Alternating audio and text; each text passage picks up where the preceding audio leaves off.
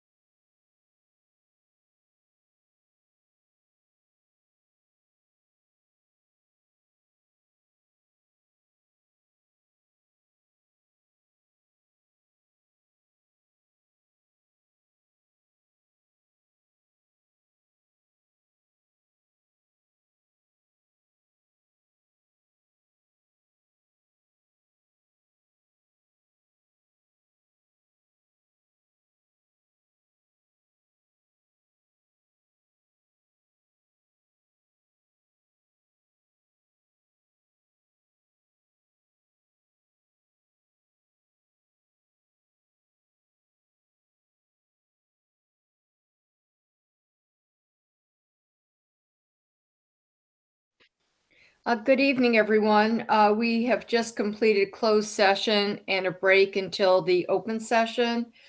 We are now up to item 6, the superintendent's report. Dr. Fakera? Good evening.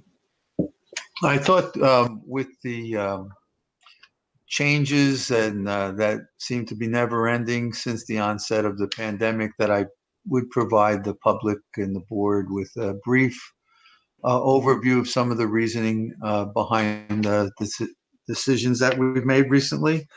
And then I'll talk about the goals that the board selected on September 28th. And then from there, we'll have Charles, our high school principal, review the graduation report. Andre, do you have some slides to put up for me?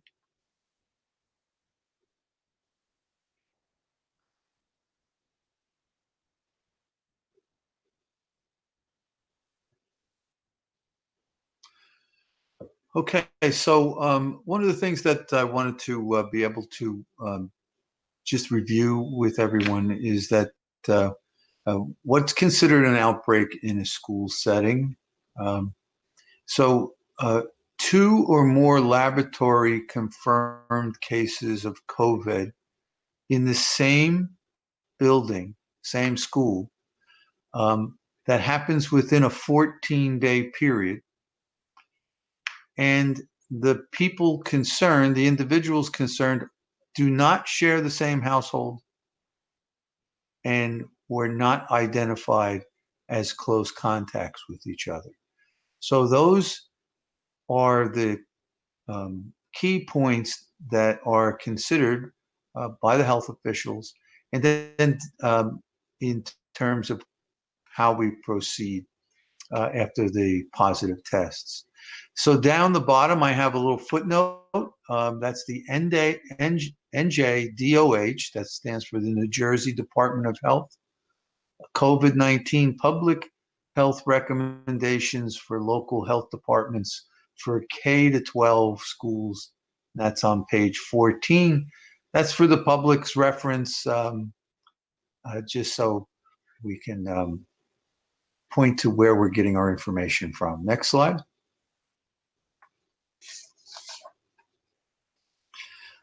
So as you all know, we made a decision recently to close the high school for in-person learning and switch to all remote learning. And I've said this a lot on all the decisions that we've been making this year, and I just cannot emphasize it and repeat it enough. Every single decision related to COVID-19 is made in consultation with the local health officials and following the guidance put out by the Department of Health and the governor's office regarding the reentry into schools. So I just want to be clear that we don't guess, well, maybe we should do this or maybe we should do that. We contact health officials, we go to the guidance, and we follow some very, very specific protocols. And that's what led to the closing of the high school for in-person learning for 14 days. So the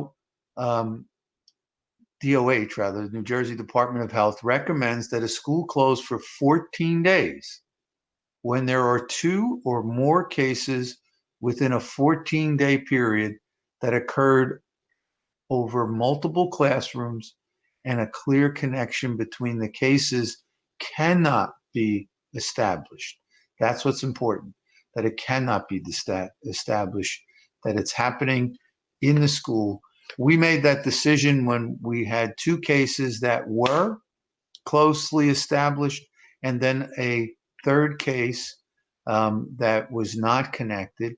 And that at that time, we made the decision to close the school for in-person learning and goes to all remote. Since that time, we've had 2 more cases. Again, I can't emphasize enough, we're not making these decisions like a snow day where I might decide, well, it looks like it's bad, and there's specific protocols. We contact the people in departments of health, and we follow those protocols. Next slide. That's the same thing, same reasoning behind the suspension of athletics. So again, every single decision regarding COVID is made in consultation with our local health officials and following very specific guidance by the Department of Health as well as the governor's office on the reentry plan. The decision to suspend in-person learning was an effort to reduce and prevent the spread. So we knew that it would not be a very popular decision to cancel the athletics for the next 14 days. So we checked and we double checked and got the same answer, that it would be counterproductive to continue other activities other than school, such as athletic events and extracurricular activities within the same community, because we would be increasing the risk. So once we close down the high school, the protocols follow that you keep that community separate, because that community is clearly showing signs of a spread. And the last slide on this topic, which is a lot of verbiage, too much verbiage up there, but there's a lot of misunderstanding about policy. And again, we go to professionals for our advice. We went to our legal team, our attorneys, and they cited the rules and the laws that prohibit districts from publicly disclosing any information that would identify a student in a district. And that's the easy part that everyone can understand. But it goes further. The prohibitions have been broadly interpreted to include information that, when placed in context, would enable members of the public to identify a student, even if the information would not identify the student when taken alone. So when we're in a situation where there's a student, a staff member of some part of our organization, and we happen to be sometimes not in the high school in particular, but in the smaller schools, where one classroom is quarantined, to name whether it's to describe the individual as a staff member or a student may in fact lead people in that building and close to them to deduct who the person was. So that's why when we put out our listing of who tested positive or where our positive test came about, we list individual, so that people cannot put two and two together and deduct that this individual must be a student in that class, or must be a teacher, or must be the custodian, because that's the person who's been quarantined in their particular school. Once that decision, once we follow that logic, and again, we discussed with attorneys, we have to stick to that logic in all cases. So in order to prevent people from being identified, and I also want to point out that whenever we send communication that there is a positive COVID test, on every single one of those communications is the phrase of, I'm paraphrasing my own phrase, that if your child was in close contact, or if you were in close contact as a member of the staff, you have already been notified. So the letters that are going out, the emails that are going out, are notifying the public as a courtesy that this particular school or that particular school had a positive test. And the individuals following the protocols with the health department who were considered close contacts, before that letter went out, those individuals were called specifically and had a discussion as to what the topic was about, and why they are quarantined, or or why they're considered a close contact. So I know that a lot of people from the emails I got want to know more. Why are you withholding information? We're not withholding information. Anybody who needs to be concerned, who was told who is a close contact, knows that they were before we put the letter out. And then we are obligated to protect those people from being known in the community. And one could see why, children or people could be shunned, or their relatives. A lot of things that people are very nervous about COVID, and it's our job to protect. I won't go through all the legalese here, but there are HIPAA laws, HIPAA regulations that require us that medical information about employees be kept confidential as well. So my overarching point in this is that all our decision making, regardless of who gets closed and when they get closed, is made in conjunction with the local health officials and following Department of Health protocols and the governor's guidelines. Any decision that we've made in terms of not disclosing individual names or identifying their jobs, that's made in consultation with our legal advisors, our attorneys, so as to protect the people who may be involved in the situation. So I just thought, with the number of communications that we got and social media, that I would review that with the public and the board tonight. Next, I want to go on to the goals. Andre, do you have a goal slide? Thank you. So these goals were derived from a retreat that the board had on September 28th. There are 3 goals, and we tried to make sure that the goals were very pertinent to our operation in the here and now. I don't have to tell any of you that this is the first time that a school year began with all the children using computers, from the moments that we were completely virtual to when we came back into virtual plus a hybrid.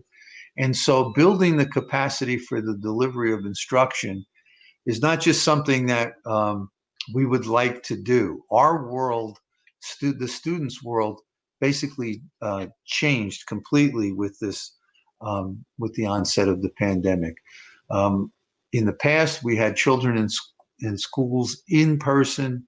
We had computers that were used for enrichment. We had computers that were used for their software in certain circumstances. We had word processing, but now we're in a situation where the pandemic has put us in where each and every child in our district is receiving their form of instruction through the computer. If they're in person, they have a computer in front of them. If they're on the A or B day or A, B, or C day at the high school, those children who are not in person are viewing on a computer. And of course, those who are all remote have a computer. So in order for everyone to be in the class at the same time, the students who are in person, the students who are hybrid virtual for the day, and the students that are permanently virtual for the marking period in all remote, they have to be having access to the same computers and software. And that has brought about a whole host of unique circumstances that teachers had to adapt to, and we had to learn and go, and we're still learning and moving along. So we have a totally new model that has brought Google Classroom into all of our lives. We have to learn things like how do you take attendance? How do you log on? How does this new software work? How do we use document cameras? Do we have enough of on-site support, technology support? Do we have enough of PD to get started, as we did in September and October, for staff, for parents, in this new model? Are we able to develop a sustainable PD that enables us to check for effectiveness? We can't just do a one and done and start, here's your PD for the month of September and we'll see you again in June. So we have to continually go back and check to make sure we'll be developing parent surveys, student surveys, teacher surveys to see how effective our program is, to see what the needs are, and to get a general assessment. Evaluation of staff members is different. We used to walk into the back of a classroom and evaluate a teacher on a classroom. Now we're evaluating a teacher who has students at home and students in the class, operating softwares that they may not have even had known existed the year before. We also have to revise and modify the curriculum, and also the assessment of and with our support staff as well. We have to create resources, video tutorials, Google updates for technology. And last but not least, we have to research and make sure that we are able to get better and better at maintaining the academic integrity of our assessments. This is, we cannot bring children all together sitting in the classroom for the test that's supervised by one proctor and everyone silently taking a test in a room. We're now taking tests in different manners. And I shouldn't have said last, because we do have another strategy, and I could go on, but we also have to create strategies for small group instruction. Again, people in person, people at home. How do we cope with dealing with special ed students? What new strategies do we need there? ELL students and related arts.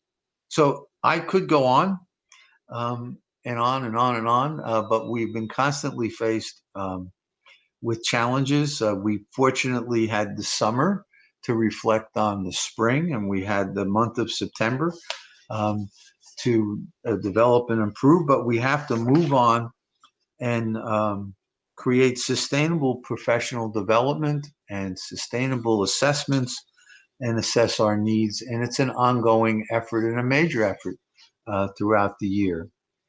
In addition to that,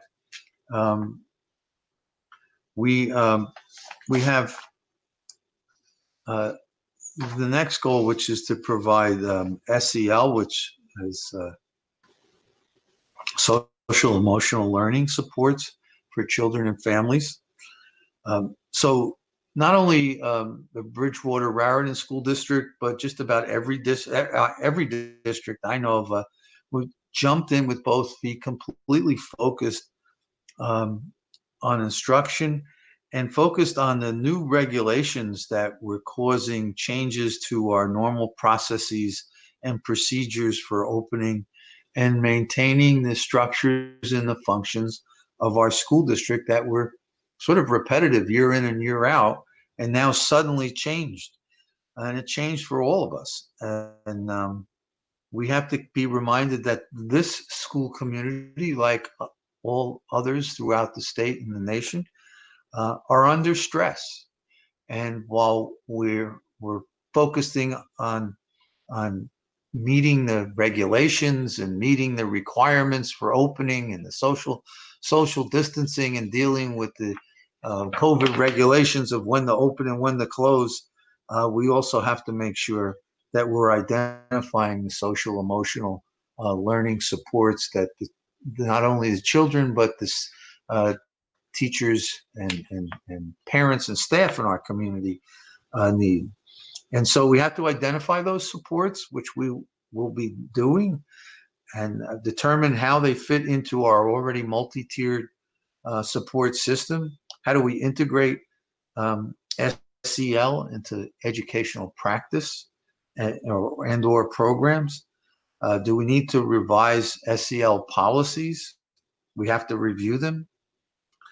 We have to review our building-based counseling services and find connections to social emotional learning.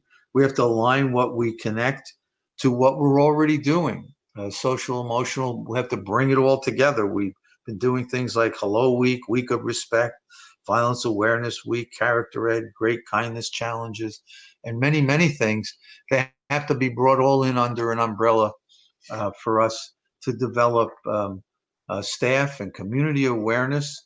And we have to do surveys to find out where we are and how we should build capacity to develop our multi-tiered support system and a timeline that we're going to need to screen both our students and our staff. And we have to explore and research best practices in SEL. So we have a lot of work cut out for us, and we don't want to lose sight of the social emotional learning that's part of our lives today, and certainly our school district and our children. And the third goal is to build a district-wide culture that is accepting and appreciative of diversity, promotes equitable opportunities, reduces bias, and supports an inclusive environment. And here we have to develop an action plan, a plan for recruitment.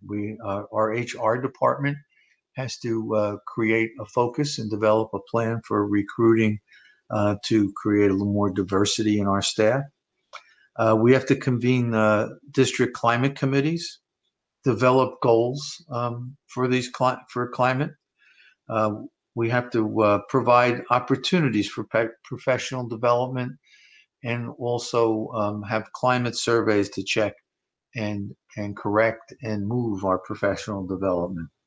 We have to review our HIBs and the status of the data we get from our AP exams. And we have to review all of our qualitative and quantitative data to examine our culture and to ensure that there's equitable opportunities for all. And some of us met with Kristen earlier, Christia, and she said we have to lean in to understand. And I like that phrase. We have to lean in to understand what's going on in our community and honor what's good and enhance what needs to be enhanced. And so those are the three goals. We have extensive action plans that I would bore you to tears if I read verbatim tonight. So the board has them in detail, and we will be monitoring them throughout the year. And we have some measurements that are attached to those action plans that the board has. And we will be coming back to report out as to how we're doing throughout the school year. And that's it for the goals. And now I'd like to ask Charles, who's been patiently waiting, to deliver our graduation report. Good evening. I'm going to present my screen now. There we go. Let's see here, and then there we go. So I hope everyone's well this evening. So the purpose of my report is to talk about the graduation pathways, the percentage of students who graduated, and the graduation pathways from last year. That would be the 1920 school year. So we had a total of 697 students who ultimately graduated last year. This is an adjusted cohort rate of 95.1% of the students graduated. The vast majority of those students took the NJSLA, which is the New Jersey Student Learning Assessment, which used to be called PARC, in order to meet the graduation requirement as far as testing goes. Some small percentage of students did not use that test to meet the graduation requirement. I'm going to talk about the pathway that those students took to meet the graduation requirement. And so The first one is passing a substitute competency test, and that would be the SAT, the PSAT, the ACT, the ASVAB, which is the Armed Services Test, or the AccuPlacer. And we administer those tests, and students can meet the requirement there. So in ELA, we had 58 students who achieved graduation status that way. And then in mathematics, we had 80 students who achieved graduation status that way. Continuing, we have a portfolio process, and a portfolio process is if a student doesn't do well on some assessments, we have other assessments that are coming down the road they're going to take, but in the interim, we're focused on their success. So we work with them through a portfolio process. We have a teacher who works with them, and they work on specific targeted skills, and they develop a portfolio in order to demonstrate mastery of the requisite content in order to meet the New Jersey graduation requirements. What is often the case is that in the process of doing this portfolio, the students have honed and refined some skills, and they take one of these alternate assessments and ultimately pass that test. So they need not use the portfolio at all. Last year, we had no students who used the portfolio for ELA, and we had 4 students in mathematics who graduated using that process. It's ultimately submitted to the state, and then it's approved. And then we have another small group of students who they meet their requirement through an IEP modification. So the IEP is modified for a whole host of reasons in order to make sure that it is fair and appropriate, and that students can demonstrate mastery in order to achieve graduation. Ultimately, what this means is that for the 1920 school year, there were no students who were denied the ability to graduate due to failure to meet a graduation assessment requirement.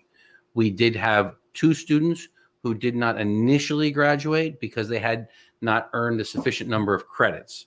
However, over the summer, those students did earn those credits, and they are graduates of Bridgewater Raritan High School. And then finally, we had 23 special needs students who are going to continue with us. And they will continue with us up to the age of 21, possibly, depending on the program of students. And those are the pathways in my report this evening.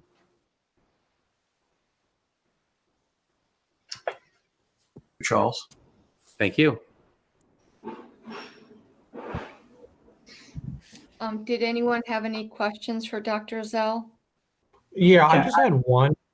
Do you know what the graduation rate was for 17 or for 18-19? I do not, but I can get you that number. I can get it for you later this evening. I'll email it to you. That would be great. Thank you. I saw someone else. Mr. Joshi, did you have your hand up? Yeah, just a simple thing. I think you explained it, but the 95.1% graduation rate, in layman's term, how do we come to that number? I mean, you explained it a little bit, but let's look at it another way as to are there any carryovers or somebody who does it later on? So does that number adjust later on or not?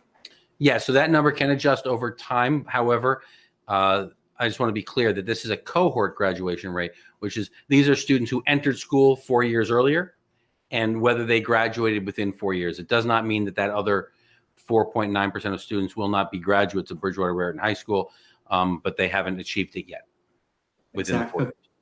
Got it. Anyone else? Any other questions? Is that how we calculate the graduation rate every year? Yes, yes, it is. Okay. This is a state formula for how to do this, and this is reported out to the state. I'd be interested to see the last 5 years, actually. Fair enough. It'd be great, and the next year when you present this, kind of, give us a history in the past would be something to think about. Roger that. That's my opinion. The superintendent's your boss. He'll tell you what to do. I'm just asking. It'd be interesting. Anyone else with questions? Yes, Ms. Lee? Although Dr. Zell that don't have our graduation rate from last year, but I just wonder because of the pandemic, right? So I think the grading system from teachers in general are easier.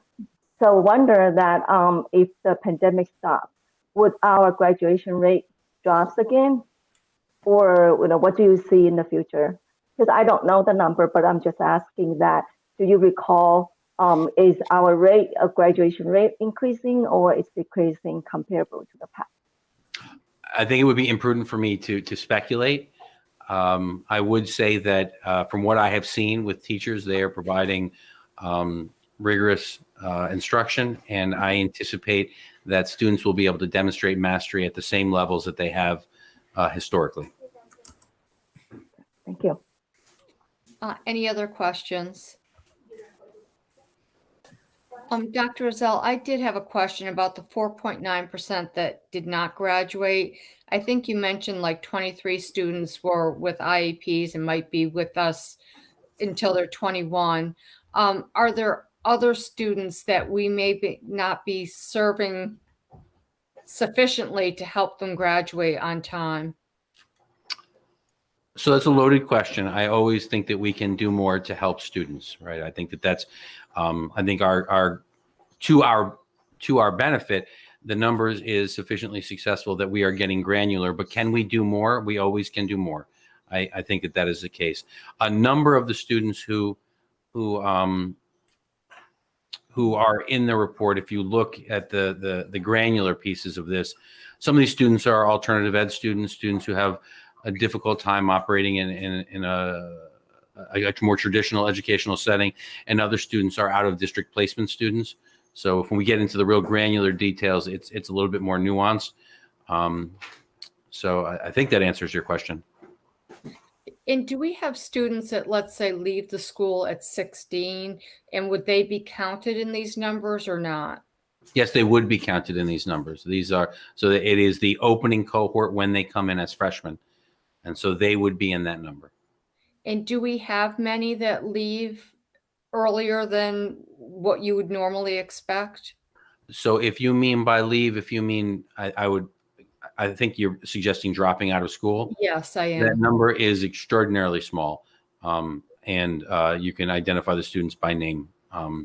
And I can tell you, I get personally involved in any time that we have a student who is speculating or they're going to leave the school setting, and we don't leave anything on the table. We throw everything we can at the situation, and it is almost always the case that a student has an extraordinarily complex situation, and that it is and that there are other pieces.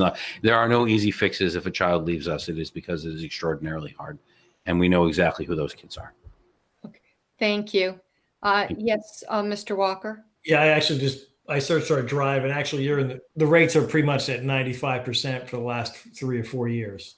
So you don't need to get that. I found the doctors that we actually were given it a while ago. So, but I will make a point of knowing that moving forward, just for my own purpose. It's interesting. It was interesting, and there's also a 5-year rate in there too in the state data. So interesting. Anyone else with questions? Thank you very much, both Dr. Ficara and Dr. Rozelle, for the superintendent's report. And next, let me ask Mr. Stars, do we have Ms. Thesey on the call or not yet? I just invited her, so she should be coming shortly. Okay, then I'm going to start with, we'll do her second. So there are several items I want to mention as part of the president's report.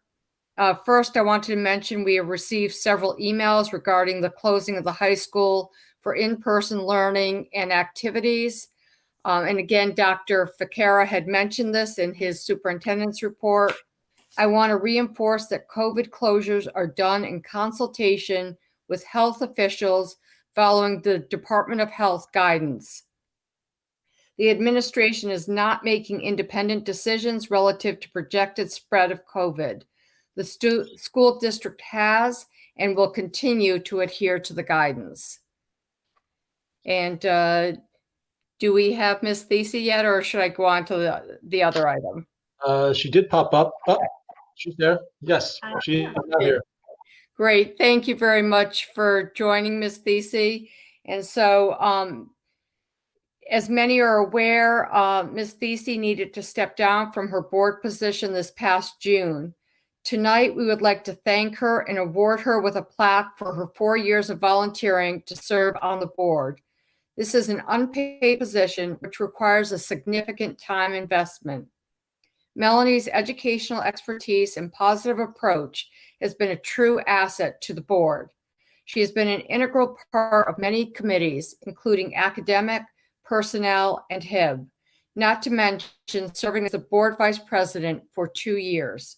I had mentioned previously we will miss her presence, and now I can say we have missed her presence. It has been a pleasure serving with Melanie, and we continue to wish her the very best. Would any other board members like to say a few words? Ms. Gladstone? Melanie, well, we were sad to see you step away, but we know that we are we have Jean here now. Happy to have Jean, but it's wonderful that we're here, that you're here to accept this plaque. And when it was great working with you when you were vice president, I was president for this couple of years. You really helped me with that position. Also, I thought Jackie did a great job listing everything.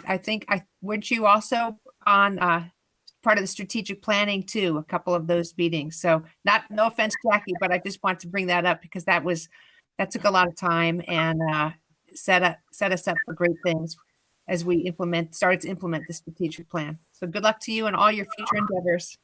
Thank you. And thank you, Ms. Gladstone, for mentioning that. And there's probably other things that we missed as well. Anyone else? Okay. Again, Melanie, just want to wish you the very best and thank you for everything you've done. And we really enjoyed working with you. I appreciate it. Thank you very much. And best of luck to everybody. Thank you. Take care and be well. Okay, and then last, this past week was the New Jersey School Board Association workshop that is traditionally held in Atlantic City, but was held virtually this year due to the pandemic. I attended sessions all 3 days and found it very informative, and know some of my fellow board members attended as well. The sessions I attended, there was a long list, but they included perception and trauma, social justice, the role of schools, legislative update, and Sabrina Capoli, student representative to the New Jersey State Board of Education. And she provided a student's perspective on the pandemic and the current state of education in New Jersey. And so I just personally found it very beneficial, and it was great to be involved and listen to the talks. I don't know if there's any other board members that attended that would like to share anything regarding the conference. Okay. And so that was all I had for the president's report. And next, the vice president's report was given last session, so we'll skip that for tonight. And we're up to the committee reports. So academic committee, Mr. Malik, would you like to take it from here? Mm-hmm. We met on October 21st at 6:30, and attendance was myself, Ms. Gladstone, Ms. Hurley, Ms. Jones, and Dr. Ficara. First, we went over the gifted and talented policy review. This is policy 2464. And then we reviewed the other policies, 2270, religion in schools, 511 and regulation, eligibility of resident/non-resident students, 5200, attendance and the regulation, 5330.04, administering an opioid antidote and its regulation, and 5330.05, seizure action plan regulation. We decided to go with first readings for tonight's meeting on 2462, gifted and talented students, 5111, eligibility of resident and non-resident students, 5330.04, administering an opioid antidote, and 5330.05, seizure action plan. With the exception of gifted and talented, these policies also include revisions to regulations that align with policy changes. The seizure action plan is a new policy. In addition to reviewing these changes, the committee discussed the need to revisit dates for the AI application process this school year, as the administration will need to make plans for testing during hybrid/virtual learning. Once testing is planned, apparent information that will be communicated. There was also a Strauss estimate alert regarding changes to the attendance policy, which the committee discussed because there are more substantial revisions that need to be made to the accompanying regulation. The committee decided to hold off on first reading and more thoroughly review these changes at the next academic committee on November 11th. We also reviewed suggested changes to the religion in schools policy. This policy will also go to first reading. Next, we had a hybrid slash virtual learning update.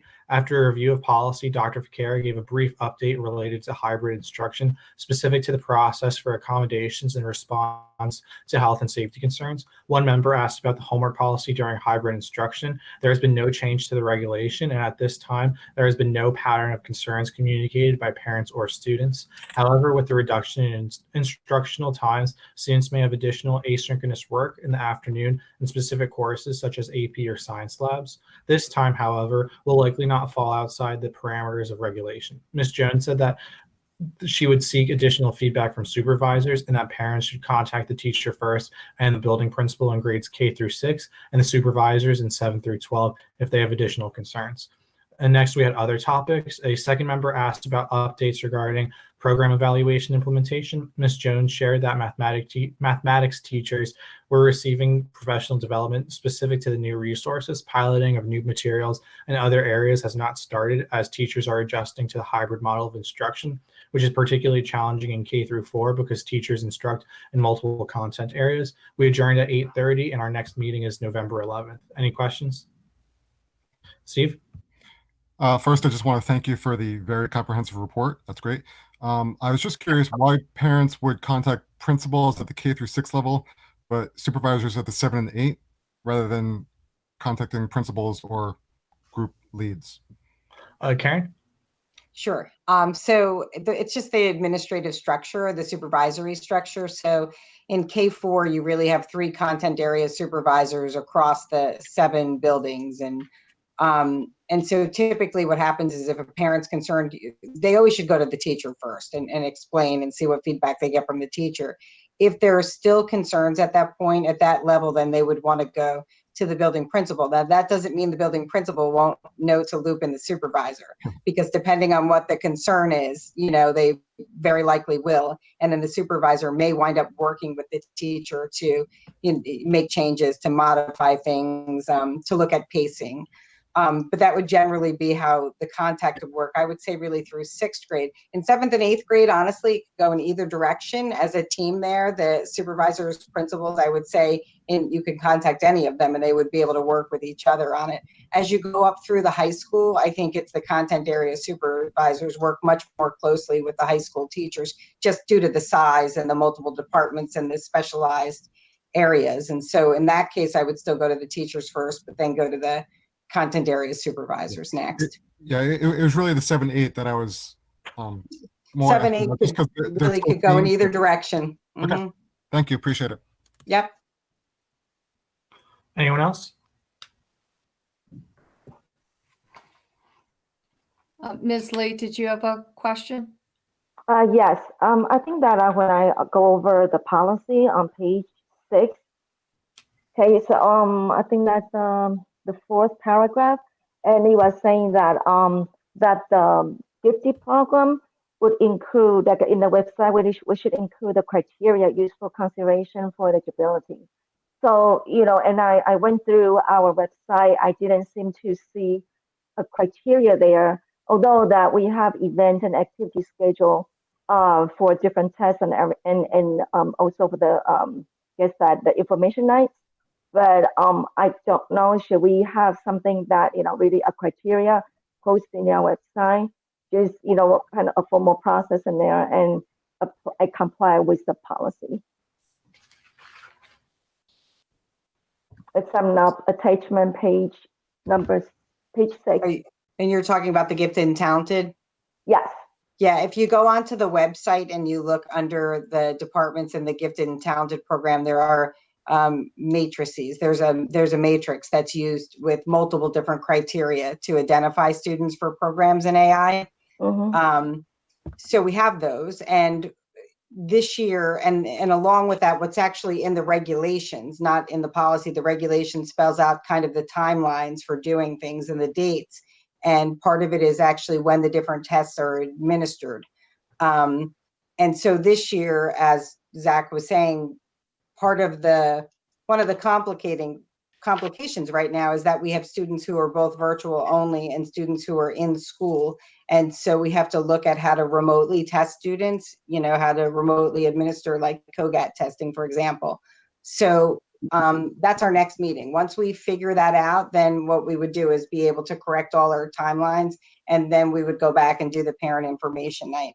But we do have predetermined criteria that's used, and it's on the website, if not in regulation.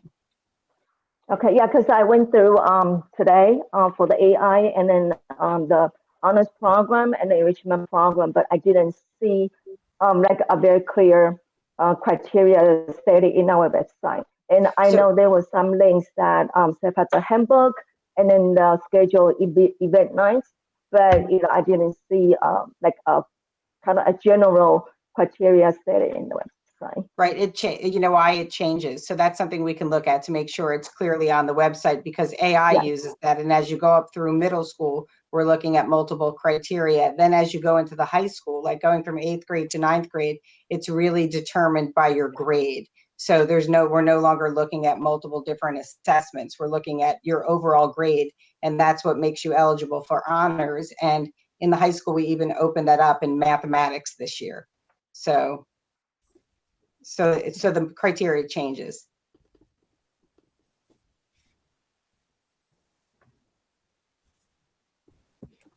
Okay, any other questions? Okay, thank you, Mr. Malik. And next we're up to community relations with Mr. Joshi. Yeah, so the committee met on October 22nd at 4 o'clock. In attendance were myself, Ms. Lee, Mr. Malik, Ms. Barlow, and Dr. Ficarra. The first item on the agenda was the public relations person, hiring of a public relations person. A recommendation has been made for a PR person, if you will, who can communicate both reactively and proactively on our website as to what is happening, since the information is coming fast and furious lately.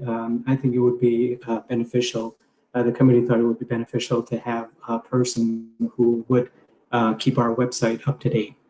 Second item on the agenda, as Ms. Barlow mentioned earlier, our webpage, and some of the concerns were how do the public comment on board meetings. And as mentioned before, comments can be made via completing an online form, which people have been doing. Leave a voicemail at 908-725-3976, or email or send a letter to the board secretary prior to 6 o'clock of the day of the meeting, indicating that the person desires to read the comments in public. Next, we discussed creating a COVID dashboard on our website. This would, in effect, outline all of our active cases. It would be updated, procedures for various scenarios, as we've seen this past week, what parents need to know as far as closures are concerned. So this dashboard would be beneficial. It would be one click and go. Also, we discussed creating a separate Board of Ed tab. This was discussed last year when we had this new website. So we discussed having a separate Board of Ed tab for easy access. Third item on the agenda was integrating technology into our academic committee. Maybe call it a curriculum and technology. This recommendation was sent to the academic committee chair for future consideration to add technology to the curriculum. Fourth item was discussion of future meetings. We will be meeting on a monthly basis as the agenda requires. And our next meeting is on November 19th.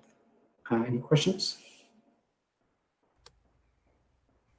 AJ, is the COVID dashboard, is that something that's still being considered and finalized, or is that something that's going to be implemented? That's going to be implemented, exactly. That will be implemented. And Is there a timeline for that? I've asked Dr. Ficarra to, do this as quickly as possible, because we do need that, Dr.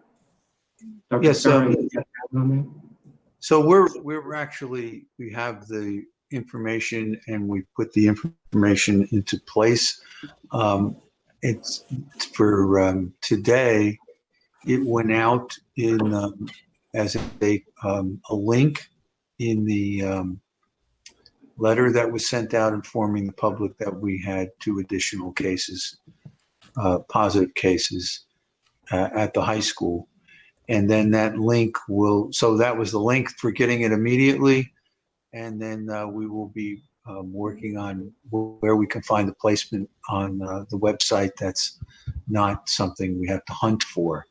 And quite frankly, since that meeting, we considered that if this spread continues the way it's continuing, that in each letter, in addition to putting it onto the website, but in each letter we would update the dashboard and have a link that people, when you receive the letter, you click on the link and get the status of a district-wide picture of positive cases. Thank you. I didn't see that link, so I'm looking at it now and I appreciate it.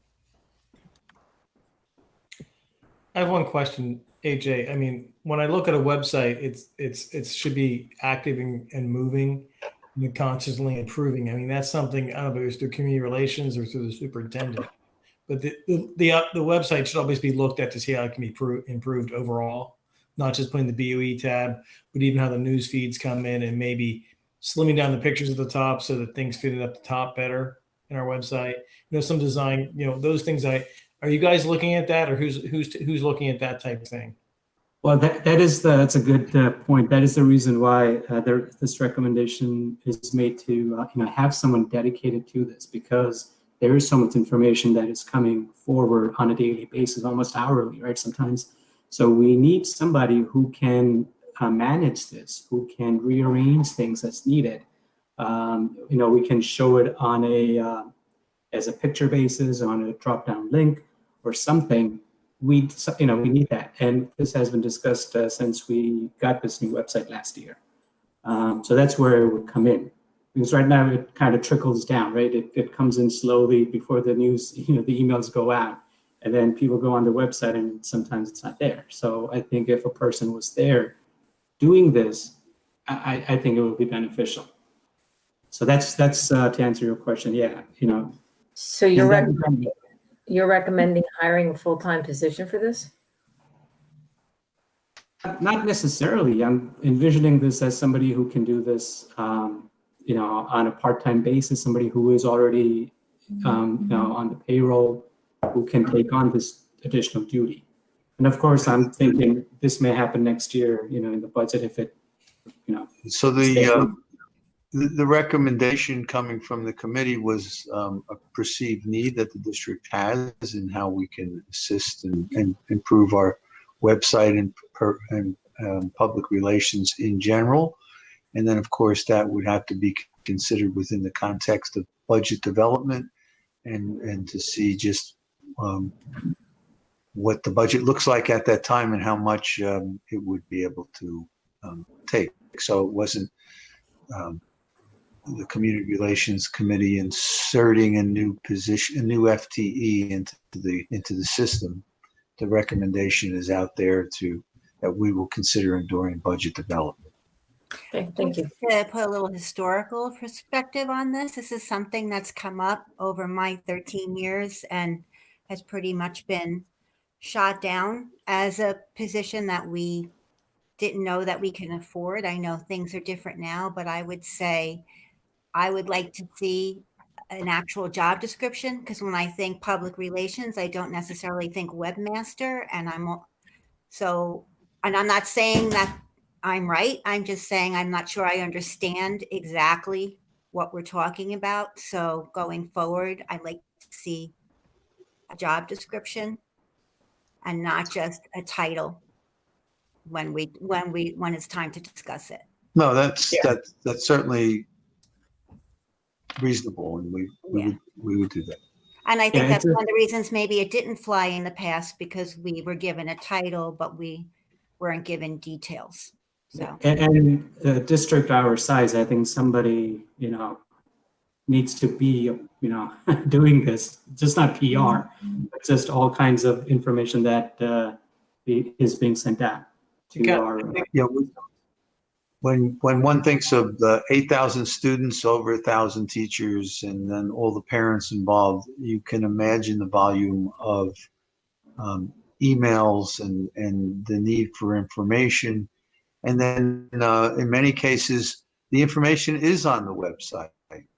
People are asking for information that is on the website, but someone's logic strain as to how one gets to that particular piece of information is not always clear, and we're not always one click away from the information. We're several clicks, and I think we need to analyze that a little bit deeper and try to prioritize. So this comes out to me that we're looking for better communications, basically. So Exactly. It's not PR, it's not website, it's not email, it's communications. So I think maybe that the committee identified that we'd like some, maybe a different process for communications. How you solve that, Dr. Ficarro, is, I think, up to you. How the manpower, the people, or the places, job description, it's not our job. We're just saying, I think we might look at our communications process to be a little better. And I think this will allow Dr. Ficarra to focus on the areas that we really need him to focus on. And so I think it's important. Any other questions for Mr. Joshi? Thank you, Mr. Joshi. And next we're up to Finance, Facilities, and Transportation. Mr. Walker. Yes, Mrs. Barlow, we met on October 12th at 6:30 p.m. In attendance was myself, Mrs. Mead, Mr. Singer, Mr. Stars, Dr. Ficarro, Bob Swisher, our auditor, Wayne Miller, our auditor, and Kevin Lumsky, the assistant business administrator. The first item on the agenda we discussed was the comprehensive annual fiscal report, often referred to as the audit, or CAFR, by Sluppy and Clooney. Mr. Swisher and Mr. Miller reviewed the draft of the audit report. There were no recommendations, which is a compliment to our staff that, there's no recommendations to Peter and his staff that did a good job. The audit cannot be issued until they receive final information from the state. There's a couple of final numbers they need to put in there, and that probably won't be done until January, Peter? Is that correct, usually? Yeah, hopefully earlier than that. Hopefully earlier than that, so okay. The next topic on the discussion was BR Cares, our coordinator. The committee reviewed the financial projections for BR Cares expansion to 9 schools. The committee discussed the staffing structure of a possible expansion. So our recommendation came out that the committee supported a job description you'll see on the agenda this evening and posting for a BR Cares coordinator position. We were given a transportation update. Mr. Stars informed the committee that the first day of school, which was that day, went well. So I hope all things have been going well since. We had the initial review. We initially reviewed the proposed projects for the 21 summer projects. Mr. Stars reviewed proposed projects for the 2021 summer. They also include a new fire alarm system at the middle school, which I think we need. Replace the RTU at the middle school, the rooftop unit. Boiler replacement at Hillside we talked about. Univet and rooftop unit replacements at the Bridgewater Acton High School. The Univet system is at the majority of the high school, and it's been there since 1992, and they're most likely in need of replacing. We had multiple solutions were discussed as to how to replace and upgrade them. We had a conversation about adding air conditioning to the middle school cafeteria also. Our recommendation was the architect proposals and cost estimates of the projects to be reviewed at the November meeting. The committee supported adding air conditioning to places when replacing RTU the committee supported adding air conditioning to places when replacing the rooftop unit that currently don't have it. Next item was on the Bridgewater Raritan High School generator we were putting in for the 900 building. Mr. Starr shared with the committee the information of the contract about the gas line concerns for installing at the 900 building. The committee discussed a diesel generator option as a backup. The business manager is to contact the engineer to investigate the solutions, added the cost to install the natural gas generator. Lastly, we discussed policy and regulations for first reading. We discussed policies 7440, school district security. It's a mandated policy. And policy 7450, property inventory. It's also a mandated policy. These were additional changes from Strauss-Esme. The committee endorsed the first readings of the policies and the regulations for the agenda for first reading this evening. Other matters, the committee discussed the update on the security cameras and access control panels being received later this month. We were informed that the BRA facility walkthrough of the district facilities went well. No recommendations on that. We adjourned at 8:02, and our next meeting is November 9th at 6:30 p.m. Virtually, I think, right now. Any questions?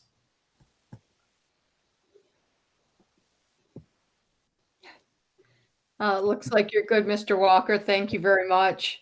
And next, we've got Personnel Committee with Ms. Gladstone. Thank you. The Personnel Committee met October 19th at 3:30 p.m. In attendance, besides myself, was Mrs. Barlow, Mr. Joshi, Ms. Lee, Dr. Ficarra, and Dr. Villani. Our first item that we discussed was the personnel addendum that's on for tonight. We reviewed it. The committee members had questions about middle school sports and activities for the stipends. We asked for some information about whether the activities had been happening, and we received it, and that is on for tonight, the stipends. Then we had we reviewed some of some non-tenured administrators that we usually, this is always done in Personnel Committee before the November closed session. That'll take place at the November 17th board meeting.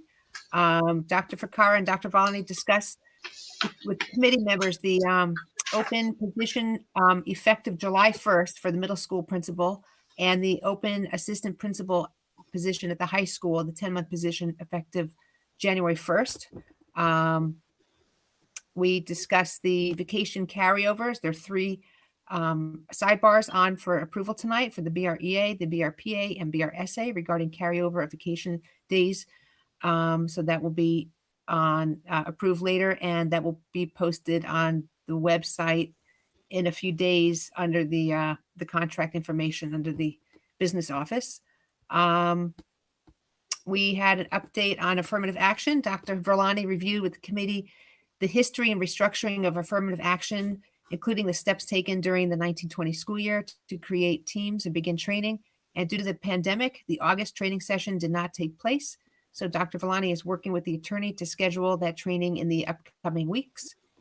We had a brief conversation on the BR Cares job description, which is on for tonight, as we heard from Mr. Walker before. We also had some policies we reviewed on for first reading tonight, and we'll be discussing all of these later when we get to the policy section of the agenda. 1620, administrative employment contracts. The 1648.03, restart and recovery plan, full-time remote instruction, and the acceptable use of computer networks by teaching staff members and support staff members.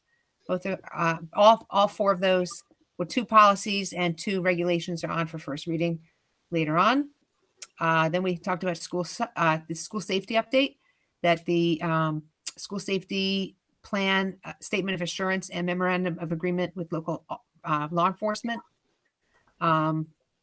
And they were going to be up for approval while the safety plan is tonight. I'm not sure if the law enforcement is Mr. Stars. Could be. If it's not tonight, it'll probably be November. We talked about the committee calendar.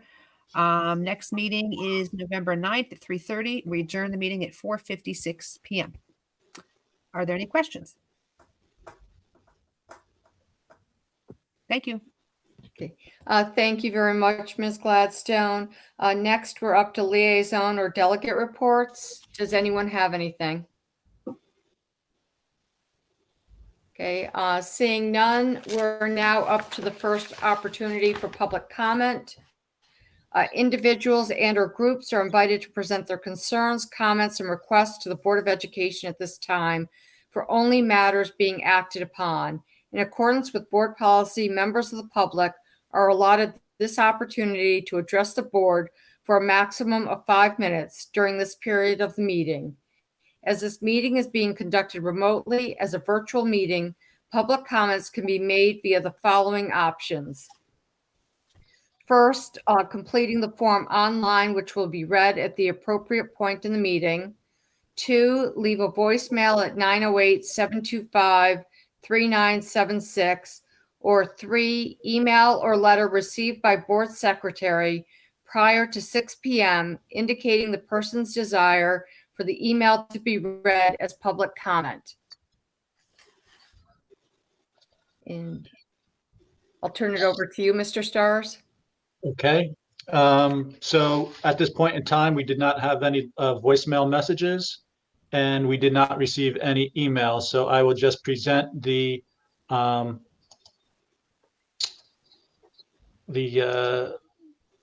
text online form, and we will read that so that anybody that is actually listening instead of who does not have access to the internet can hear it as well. And I will read that.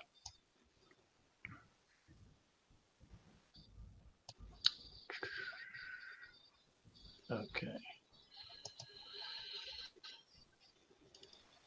So first comment is from Scott Mahalik regarding resolution personnel 21-10. I see that Assistant Superintendent Gina Villani has submitted her resignation effective 12/16/2020. What is the plan for filling this role? Is the intent to bring on an interim assistant superintendent, or will a permanent assistant superintendent be sought? What is the anticipated time frame for getting either an interim or a permanent replacement on board? Thank you. Next comment is from Jessica Levitt regarding other 21-22 and other 21-23. I want to express my full support for board goal number 1 and district goal number 3. As a district, we have heard of students experiencing racism and of a climate that is not equitable or inclusive. I commend Mr. Malik for bringing this up last spring and drawing attention to an important issue. While our schools are already excellent, there is always room for improvement, and it is crucial that we remain open to all voices and recognize when we need to grow and change. Our motto says we will teach them one and all, and it's the board's responsibility to ensure we maintain a climate where every student receives equity, opportunity, and respect. These goals help us to continue in that direction. Next 2 comments are from Melissa Mueller. It's resolution. First one is resolution other 21-22. I'm very much in support and agreement with the first goal for the board that concerns professional development and matters pertaining to equity, inclusion, and preventing bias. I hope that the board approves this portion. Her next comment is in regards to other 21-23. I wholeheartedly support the third district goal concerning diversity, equity, and inclusion in the district culture. Reducing bias is critical to providing a quality education to all students in our district. I hope the board passes this resolution. Thank you, Mr. Stars. That closes the first opportunity for public comment. Next, we're up to item 11, approval of minutes for the October 6th regular session and closed session. Is there a motion? So moved. Second. Okay, any discussion? Roll call, please. Mr. Walker. Yes. Ms. Lee. Yes. Mrs. Hurley. Yes. Mr. Joshi. Yes. Mr. Singer. Yes. Mr. Malik. Abstain on both. Mrs. Mead. Yes. Mrs. Gladstone. Yes. Mrs. Barlow. Yes, motion carries. Next, we're up to personnel 21-10 through personnel 21-15. Is there a motion? Jackie, this is the one where you want to mention the approval of assistant principal 12-month? Yes. Was there something sent to me in writing that I need to read? Yeah. I can read it. Okay, thank you. Resolved that the Board of Education, upon recommendation of the superintendent, approves the following certificated appointment. Christia Greenberg, assistant principal, 12-month, effective date January 1st, salary $126,656 for a replacement of Mr. Dragon, who is retiring. So Position moved. code 8. Second. Okay, roll call, please. Is that roll call just on that or all of personnel? It's all personnel. So that what I read was part of 21-10. So do we want to have discussion first? Yeah. Well, we're not doing a roll call yet. So I think we had a motion and a second. Yes, we did. Any discussion? I would like to know what the process is going to be for the search for an assistant superintendent. Yes, so there'll be a posting and an advertisement beginning tomorrow. And then there'll be paper screening, interviewing, and a final decision made as soon as possible. And Dr. Ficara, would you be looking to get a permanent person for that Yes. position? Thank you. Yes. Thank you. Any other questions? Ms. Gladstone? Yeah, I just wanted to point out the PSAT proctors on there. I just noticed that there were a lot more, and I wanted to just point out to you guys, because I had asked Dr. Ficara before and the public that there are so many more because of COVID. This is like it's an unexpected new cost, a new expense that we have to face as a district because of the pandemic, because of the PSAT being administered in classrooms. You can't have 20 kids like the past. You could only have about 10. So, because I saw like 179 lines of stipends. I thought that was quite a lot. So I looked back, it was quite a bit, at least twice as many, but that makes sense. So I just wanted to point out to the others, if you were wondering why so many.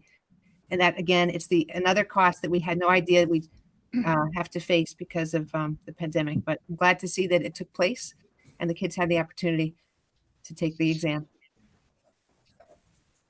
I just have a quick question about that. I'm not familiar with how the PSAT and the SAT works in the district. Does the testing service provide any financial support in association with conducting the test? Peter, are you aware of? I am not. I get all the testings confused as if the students pay or if we get support for which test we do get support for. The students do pay for the PSAT. I can tell you that. Yeah, that's kind of what I was asking. That we support kids on free and reduced lunch. That's handled at school level.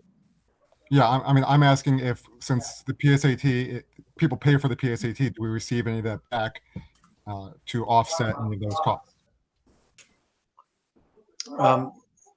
Steve, that's a specific I want to be able to just check and get back to you on and not try to give you an impressionistic answer. Understand. I appreciate it. Thank you. Well, I guess that happens with Dr. Ficara. That happens with all the tests too. If you get back with the SAT, the ACT, Yeah. I could probably guess, right? But I'd rather just be very specific. No guessing tonight, okay? Okay. Yeah, but I guess that with the social distancing, we may not be able to break even the cost because we have less people sitting in the classroom, and we need to activate more proctors and administration to do this. So I think that probably the revenue that we receive from the registration will not break even, possibly. Any other comments or questions? Before we go to vote, I just want to mention with Dr. Villani leaving in December that we want to wish her the very best. And she's been a great asset to the district. We'll miss her in terms of just the congeniality to work with her was great. Her attention to detail and thoroughness, and she really will be missed within the district. Roll call, please. Mr. Walker. Yes. Miss Lee. Yes. Mrs. Hurley. Yeah. Mr. Joshi. Yes. Mr. Singer. Yes. Mr. Malik. Yes. Mrs. Mead. Yes. Mrs. Gladstone. Yes. Mrs. Barlow. Yes, motion carries. Next, we're up to curriculum, and there are no resolutions for tonight.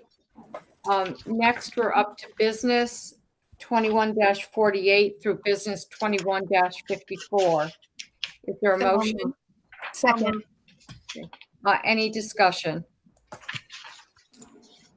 I have one question on business 2154, the Alyssa's law for the security grant application. That was being used for the phone system. Is the phone system fully installed and operational now, Peter? It is not. It is hopeful that hopefully by, I think it's November 4th that we are transitioning over to that new system. Okay, and everybody will be trained on it. It's common throughout the district, so they're fully operations. So if you go to one building, you can make the same call, that building, the next building, the same way? Yes. Okay. Yeah, gotcha. Any other discussion? I just want to thank the Adamsville PTO and the Hillside PTO for the gifts that they made to the schools. And roll call, please. Mr. Walker.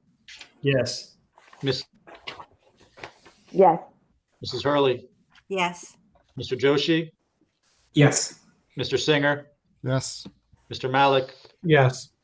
Mrs. Mead. Yes. Mrs. Gladstone. Yes. Mrs. Barlow.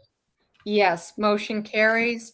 Next, we're up to special services 21-18 through 21-20. So moved. Is there a motion? So moved. Second. Second. Any discussion?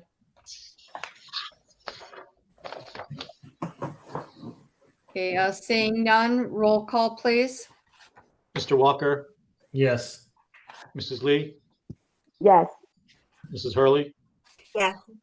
Mr. Joshi. Yes. Mr. Singer. Yes. Mr. Malik. Yes. Miss Mead. Yes. Mrs. Gladstone. Yes. Mrs. Barlow. Yes, motion carries. Next, we're up to other 21-18 through other 21-23. Anything associated with the Hibs would need to be in closed session. Is there a motion? So moved. Second. Second. Okay. Any discussion? Yeah, I had some questions on the goals. Okay. I'll start with OTH 21-22, the board goals. Really, I mean, I'm great with all of them. I was wondering, with regard to developing a greater understanding of the roles and responsibilities of board members, I was wondering if we should, and this doesn't need to amend this, but be in the back of our mind, consider doing a better job of not only having a better understanding internally of what our roles and responsibilities are, but of communicating those roles and responsibilities to the public so that they know where we're coming from when we have discussions or where decisions are coming from. Okay, and just to comment on that, we've got the second board retreat for our self-evaluation coming up in December. And as part of that, I think we need to go through our action plans for each of these goals. And so, Mr. Singer, I think that would be a great place to add that as part of the action plan. Any other comments or discussion? Ms. Gladstone? I just want to comment that I'm very pleased to see this written out. We had our open board meeting a few weeks back discussing this. And it's just really nice to see it in black and white. I didn't get a chance earlier after Dr. Ficara talked about district goals that he mentioned the board saw the action plans. I just want to commend him and on that, kudos, because it's very detailed and it's a great system that's put in there for structure to try to achieve these goals. So thank you for that. And again, I'm happy to see I guess we heard in some of the public comments, the school climate and equity and inclusion, since we had talked about that when Zach brought up his feelings at the end of the June meeting. So that it's all incorporated into these goals. So I'm very happy to go ahead and approve these personally. I would be remiss if I didn't indicate that the assistant superintendent in charge of curriculum instruction, and her staff had a major part to play in the development of those action plans. Well, thank you Thank to you, Ms. Jones. you all. Excellent job. And I want to second what Ms. Gladstone shared as well. I think I saw another hand go up. Mr. Turner? Yeah, I have a question with regard to the district goal number 2 on the action plans. I just saw that there were at least 3, maybe 4 different committees that were discussed in part of doing the action plan. And my concern is, my question is, how are they going to communicate among each other? And is there any duplication of efforts among those committees? Because there's the SEL committee, the One and All, the School Climate, District Climate Committee. There's a bunch of different committees given different functions. And I just want to make sure that we have a cohesive way to make sure that we're all communicating appropriately. So part of that,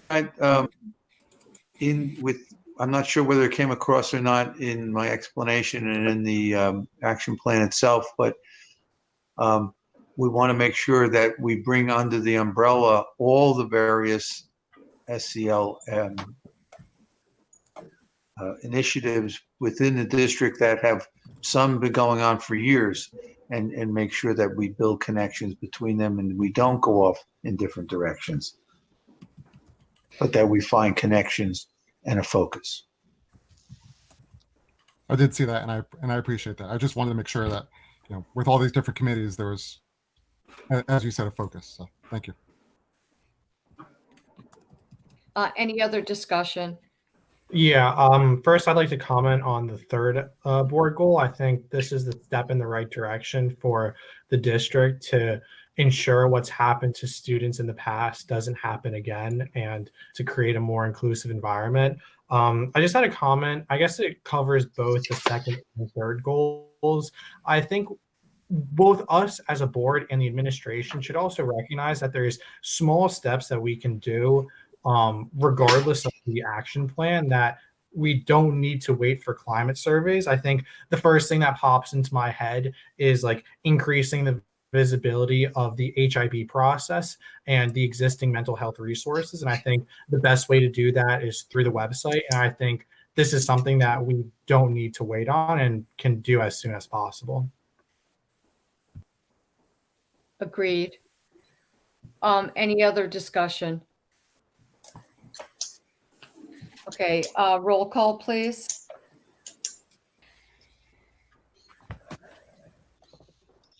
Mr. Walker, Yes.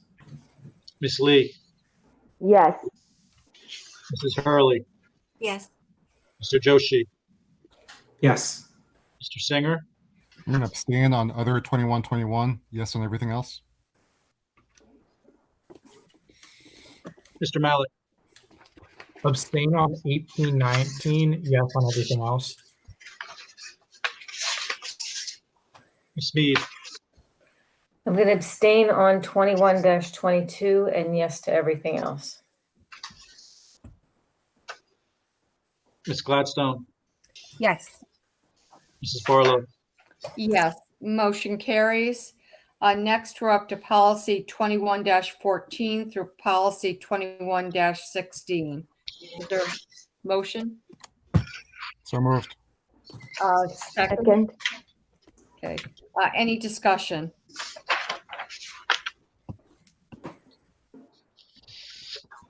Yeah. Ms. Gladstone? Okay, thank you. Just bringing this up. Many of these, actually all of these came through the academic committee. So I've seen them before and I agreed to them before, but there's one I wanted to just bring up that I'm rethinking, that did we do the right thing at that first step, which is 5330.04, I guess, in the regulation. This is the administering of an opioid antidote. And the reason I'm bringing this up is we had this policy before. I'm not even going to bring up the policy yet. I'm just going to talk. it was already in law that we had to have Narcan on school grounds and administer it between for grade 9 through 12. But with this new change that came from the law and through Strauss Esme, we had a choice to make some modifications. One modification was to expand the grades. It says from 9 to 12, grade 9 through 12. We have the option of expanding it to further grades. It could be 7 to 12. It could be 5 to 12. It could be K to 12. The other option that we decided that we could have chosen to do or not is to make it so it's after school activities off of school grounds. So what the committee ended up with at the meeting, what we agreed on, was keeping it in grades 9 through 12 only, but adding off school grounds. For example, like if there's a group trip either to an athletic event or even a field trip, so it's something, God forbid, something happens on a bus. Most of the time when there's a athletic event at another school, you would hope, you're pretty much sure that they're going to have that, but it puts it in our own control to have somebody on the trip that's trained. The policy changes have a lot more in there, as you'll see, a lot of the red font, because a lot of rules about training and making sure that staff in every building knows who's trained so that they could call on somebody quickly. But I'm rethinking the decision to keep it 9 through 12. I don't think it was the right decision. So even though it's not for first reading from that, and I just want to throw that out there, I think we should do more, because it's not just 9th through 12th graders that could have an overdose. It could be younger kids. It could be, if it's great, it could be, if it's not in a building, let's say it's in a middle school and there's a visitor or a parent, or let's say there's a high school student that's being a student teacher. We have that program when things get back to normal, where we have high school helpers going down to elementary schools. If there's nothing in those buildings, what happens if, God forbid, there's an overdose and there's nothing around and nobody's trained? And I like to look at other districts. I looked at some other districts to see what they did with this new policy change, which just came a short time ago. Not everybody's caught up yet. So I couldn't find a lot, but Bernard's Township has, I took a photo of it. Hold on a second. They have a language that says, therefore, the board extends the provisions of NJSA, blah, blah, blah, to the schools with any of the grades kindergarten through 12. When I first thought, this was, for me, it was sort of a little baby steps, because I left the meeting thinking 9 to 12 is fine, because probably not too many is going to overdoses, but we can't take a chance in my mind of middle school or further down. So like I just said, it's not just the students, but anybody else in the building. So I do think, and then when seeing this kindergarten through 12, I think that is the way to do. That's the way to be responsible, to have this, to have people trained in the buildings all the way through grades K to 12. And still, as far as off school grounds, probably that too, but I want to just throw it out there for consideration. Now, I discussed with Zach a couple hours ago as chair of the academic committee. I wanted to give him a heads up before this meeting, so I didn't throw a curveball since he's the chair. And that's where I'm coming from. So now it's before all of you, and wanted to get your opinion. But I don't feel what we would do a responsible job in the community by limiting it to grades 9 through 12. I personally feel it should be the broadest coverage possible. So if we have the option to go K to 12, I think we should be doing it. And I think it should also be off school grounds as well. That's my personal take on that. Is there any other discussion on that? I like that idea also. I kind of might want to also add, while you're in committees, discuss how the process works. So if there is an emergency, what happens, how it handles right now, that would be something to discuss. I think it's good to look at the policy, but then how is it implemented? Ask them how can you have a conversation about how it's implemented? I think we did discuss that, but I need someone to refresh my memory. Yeah, so I mean, that would be good to do, I think, in committee, just to have that No, conversation. I So mean that, now. walk through it a little bit and see how it's Oh, all- so the state actually has released guidelines specifically for school districts, and they do kind of go through the steps of actually administering it and kind of the process of before and after. If anyone wants, I don't have the document up right now, but it's called the Guidelines for the Emergency Administration of an Opioid Antidote in Schools. Is that something you get shared in brief with us? Hopefully, Zach, can you do that? Yeah, not a problem. Yeah, and I like that idea. This is more like a CPR first aid kind of a necessity, right? And, I think there was goes further through- discussion though about who needs to be trained and Yeah, I think in, voluntary, and that's the part that I'm not. Yay, there's Miss Jones. Go ahead. Yes, so we did discuss this because we had we did train people in the past in the high school. And so what it actually requires is that you have Narcan spread throughout in the high school, it would be throughout the campus, because you need to have it available in multiple places. And then what we did last year was we had to train anyone who was involved in a club or activity, any advisors. That's what we did last year. We had a discussion at academic committee about just training administrators. The thing is, like, with the high school campus being as big as it is, you want to make sure that there's someone close enough to the students. So you don't want to have to call across campus to get someone to come with the Narcan. And the training itself you can do it through a video. They did it at a faculty meeting last year so they could train as many people as possible. And it really, it's not overly involved what you have to do. And my understanding of it is that you can't really do harm. So if you misdiagnosed, it's like 2 squirts, in the nostril kind of thing. And, it wouldn't harm a student. So the thing is, to move it into the other schools, what we would have to do is come up with a system. So we'd need to, first of all, get our hands on, you have to order the Narcan, you have to figure out how much you need per school, who you're going to train. And then the part that was added to this policy during discussion, which would be an extra kind of step in the procedure, is to send really a letter to each staff who's trained to say that they've been trained, and then a copy of that would need to be kept in the health office at each school, and then all district staff would have to receive notification that these are the people who are trained in each of the schools to administer Narcan. So that's how it works. And then we'd have to build in a system also, because we did not have something for off-campus activities too, because in the past the thought was, if you were at the prom, for example, there's a resource officer there. If you're in another district and you're doing a competition, the people in the other district also are required to have someone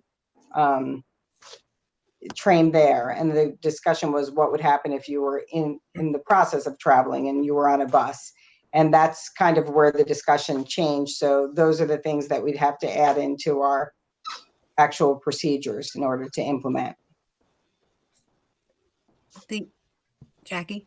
Ms. Gladstone? Well, I guess on that off school grounds, it's already in the first reading. The board, it says the language, the board may, in its discretion, make an opioid antidote accessible during school-sponsored functions that take place off school grounds. So it's got some flexibility there, but it doesn't say you can't or shouldn't.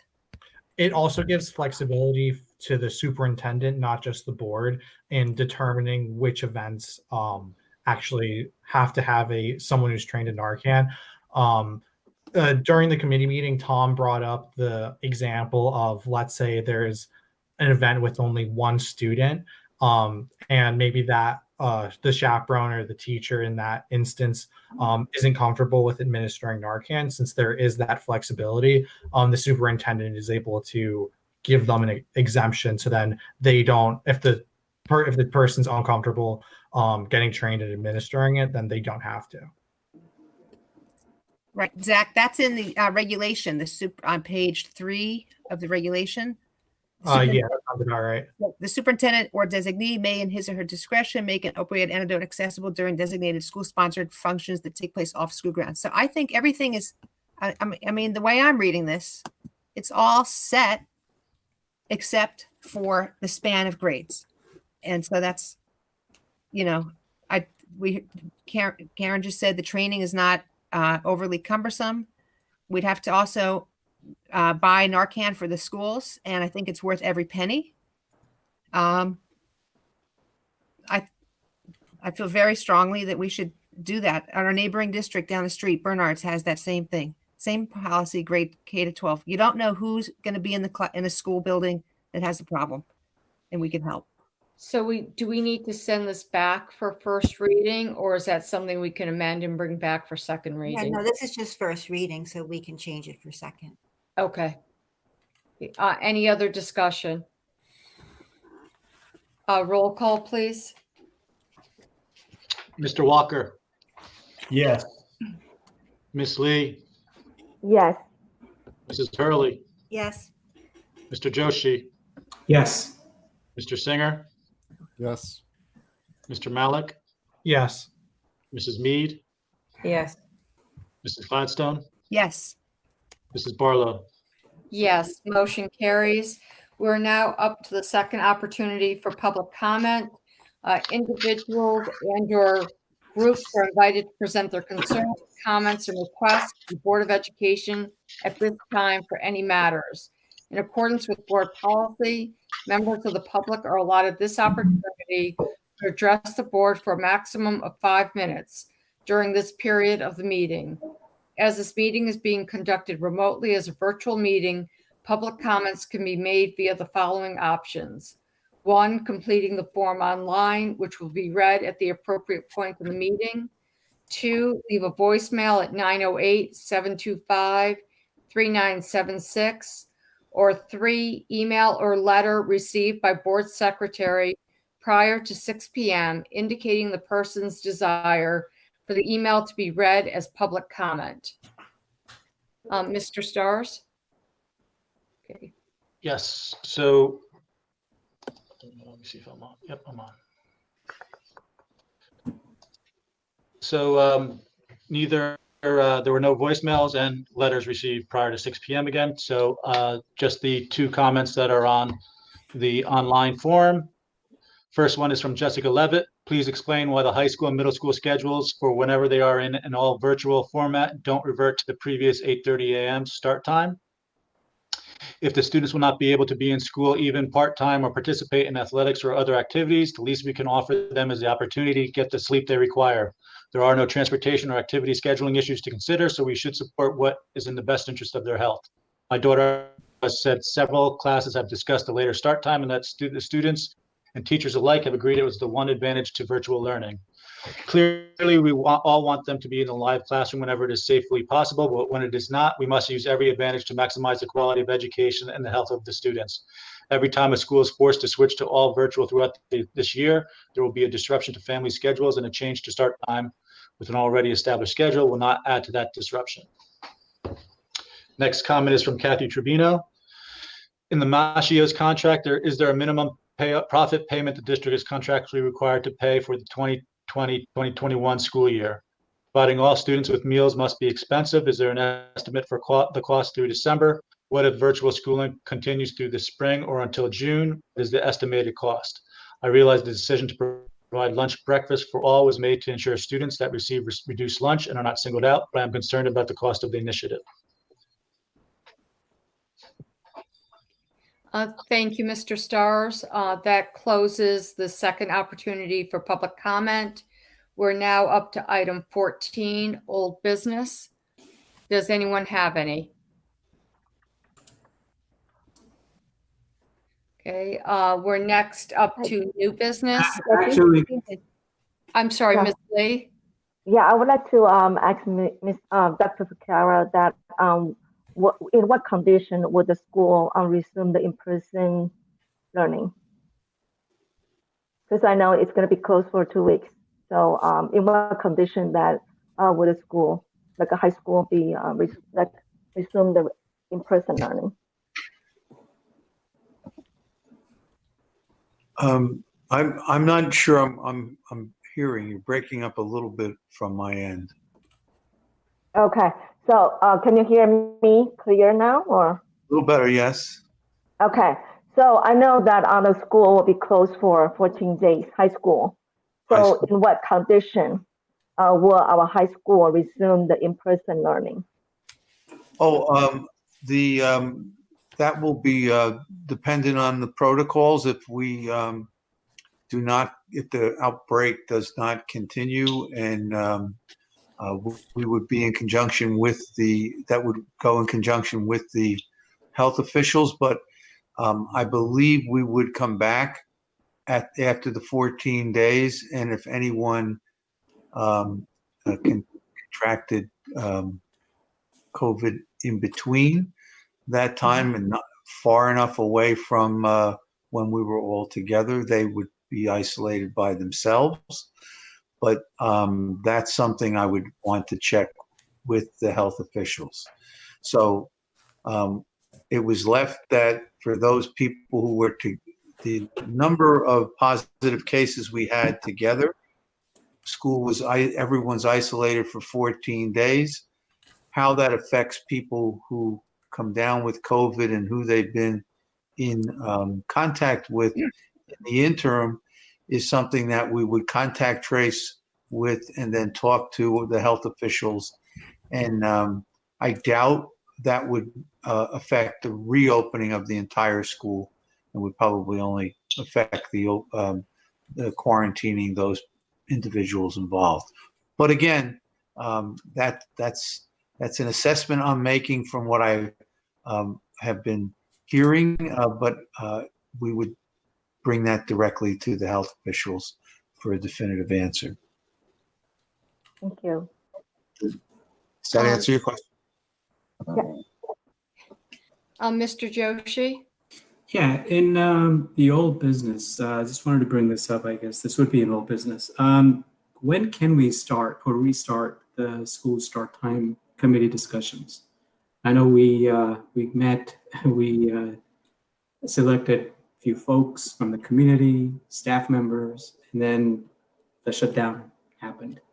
So just wondering, when do we pick that up again? And when do we restart the conversation? Do you want me to answer that, Doctor? Or you can go ahead. Yeah. And well, I wasn't here for the first part of that. So I'm not completely familiar with it. But I would hope that we got into a certain sense of normalcy where we could lift our head above water from working on keeping the structures and functions of the schools operating while we're closing one school. And right now we're just in so much change daily, and if not daily, every couple of weeks.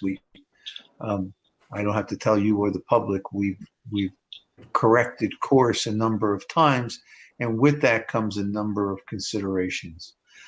For example, one of the things that was brought up about the start times from one member of the public was, why not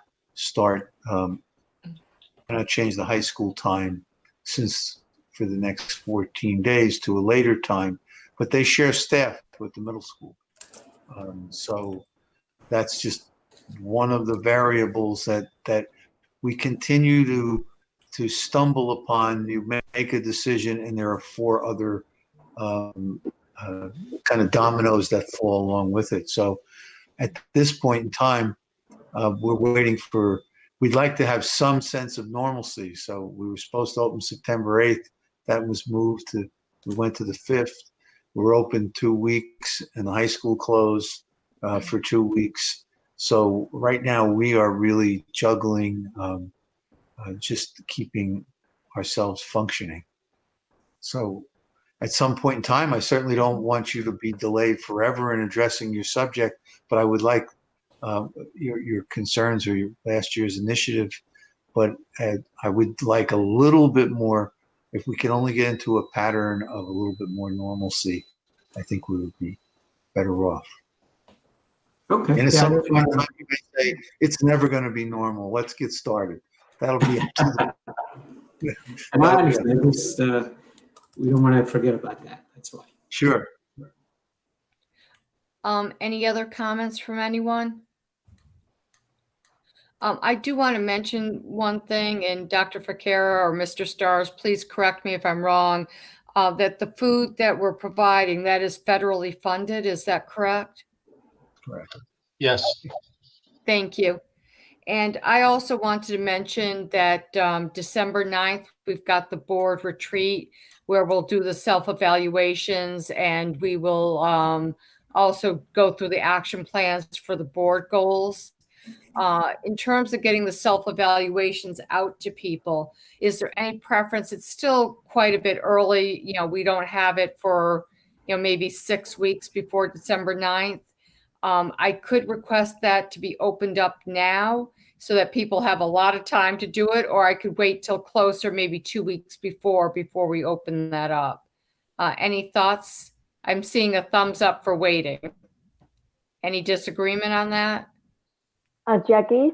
Yes. Because I'm new and I've never done this before. So, okay, so Steve, the same thing. So I would prefer that we have more time to prepare and also learn what do we do. Because that we have no clue of what's going on and what to prepare, even if we do retreat on December, and if we don't want to do like assess a day, it would be like very problematic to me. Jackie, So any information that you can feed us just to give us a guideline or Yeah, I can. But what did you say about Saturday? No, I didn't say Saturday. Am I breaking up again or? No, it's probably my hearing. I'm sorry. So the board self-evaluation, there's a form that will have a series of questions that you need to fill out, and each board member fills it out anonymously, and then the New Jersey School Board's rep, Gwen Thornton, will consolidate it into one document. But it's just each board member's perspective on how things are going, what issues there are, but it's a set of questions for you to go through. Yeah, Jackie, my question then is how long does Gwen need to compile that information? Oh, I think it's a click of a button. Never mind. All right.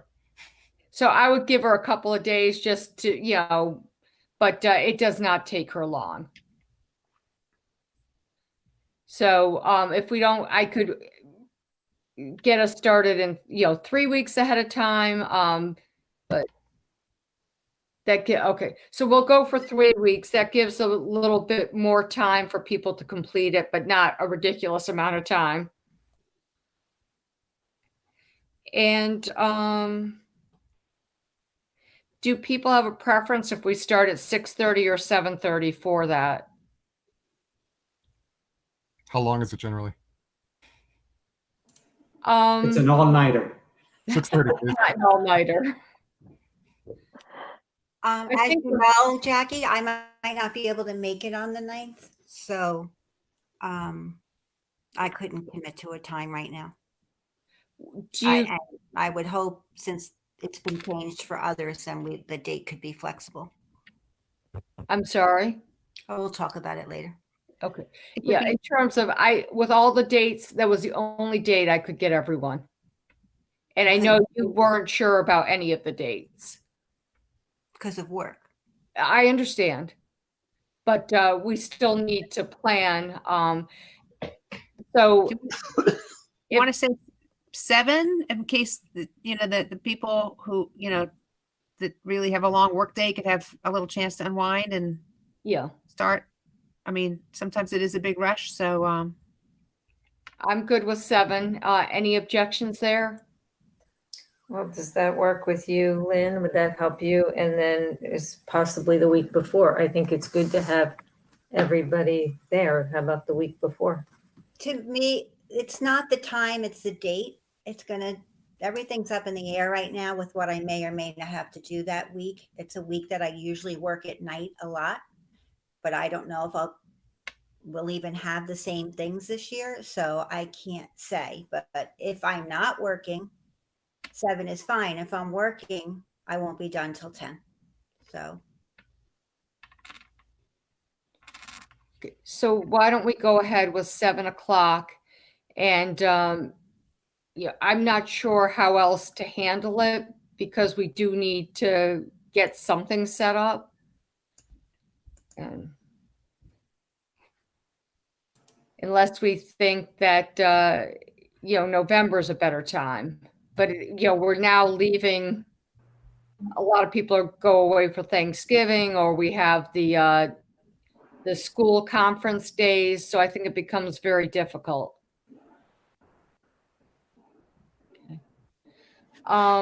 Any other things to discuss, Mr. Singer?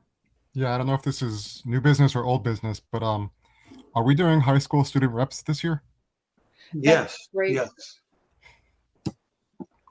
Okay, I just realized it's They'll be here for the November meeting. I'll be meeting with them either this week or next week. great. Good to hear. Thank you. Yeah, thanks for bringing that up. Anything else? Okay, so again, we have in the list of future public board meetings, we have November 17th as an online regular session, December 15th as an online regular session, and December 9th for the board retreat. Okay. Is Jackie, there a motion? Yeah, The board retreat is also virtual, right? that is correct. Just like the regular session meetings, we need to be able to accommodate whoever wants to attend. Yep. Okay. Is there a motion to adjourn? So moved. Second. All in favor? Bye. Aye. All opposed? Okay. Thank you very much, everyone. Please take care of yourselves and your families and stay well. Have a good evening. Thanks. Good night. Bye. Thank you.